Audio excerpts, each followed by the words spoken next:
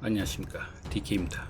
지금 일본은 아베 전 총리에 이어 스가 총리 내각마저 사상 최악의 상황으로 치닫고 있는데요. 전국의 신규 감염자 1만 6천 명을 넘어 중증 환자는 11일 연속 사상 최다라고 합니다.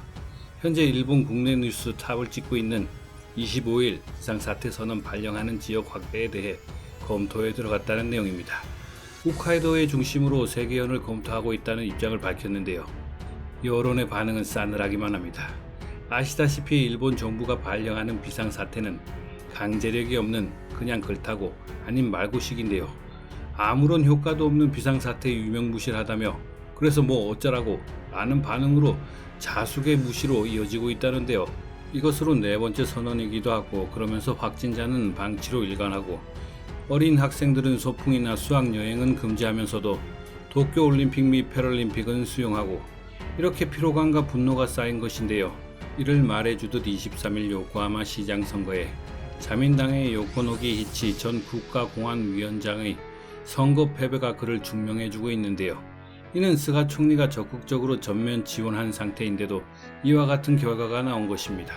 이에 교도통신은 스가 총리의 말을 인용하면서 매우 유감스러운 결과다 겸허히 받아들이고 싶다라고 말하면서 신종 코로나 바이러스 대응에 승패에 영향을 끼친 가능성도 언급하며 관저에서 기자단 취재에 따라 9월자 자민당 총재 선거 출마 의향은 변함없다고 거듭 표명했다고 중의원 의원 임기 만료까지 2개월 여하의 총리는 중의원 해산 전략의 재검토를 촉구하고 승패에 관해 시민 여러분의 코로나 문제와 다양한 문제에 대해 판단됐다며 쟁점이었던 정부의 코로나 대응이 잘못됐다는 가능성을 인정했다고 보도했습니다. 계속해서 최악의 상황으로 치닫고 있는 스가 내각인데요.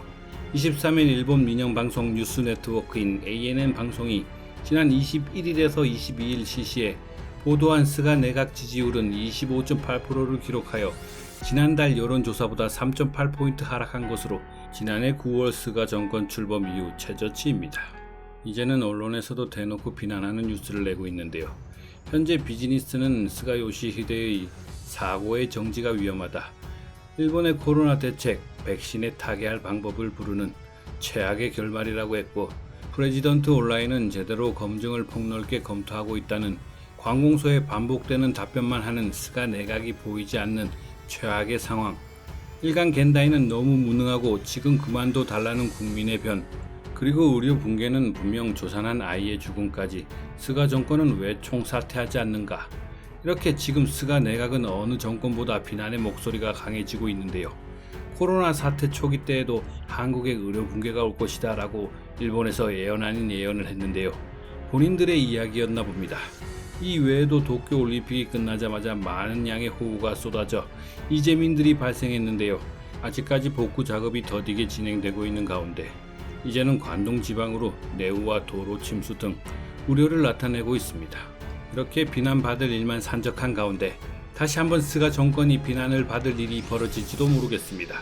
이런 와중에 미국 월스트리트 저널은 21일 아프간 피난민들을 수용하면서 카타르, 바레인, 독일에 있는 미국 기지에 혼잡해져 미 국방부 중심으로 이를 완화하는 방안을 검토되고 있다고 보도했습니다. 미 국방부는 현재 미국 버지니아주와 인디애나주, 캘리포니아주에 있는 기지에 미국 내의 잠재적인 난민 수용지로 보고 있고 이 밖에 한국, 일본, 코소보, 바레인, 이탈리아 내 미군 기지로 새로운 피난민 수용지로 검토 중인 것으로 전해졌는데요. 언론 보도가 나온 후 일본은 바로 선긋기에 나섰는데요. 아프간 난민 이웃이란 급증, 일본 정부가 인도적 지원에 라는 기사에서 식량 계획, 지원 물자, 정비 지원 등등 우리가 이렇게 많이 도와주고 있다라고 하는 보도와 카미카와 요코 법무장관이 일본의 불법 체류에 의해 강제 해산되는 아프간 사람을 인도적으로 송환하지 않겠다면서 출입국 체류 관리청에 따르면 지금 일본 국내에 3,509명의 아프간이 있다면서 이런 기사를 내보냈는데요. 무슨 의도인지는 알겠으나 하지 않겠습니다. 그러면서 한국 기사들을 쏟아냈는데요.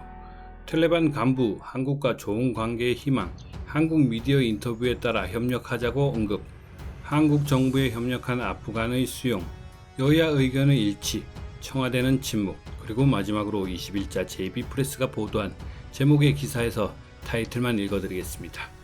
아프간 사태에 한국 언젠간 온다. 미국이 한국을 버리는 날.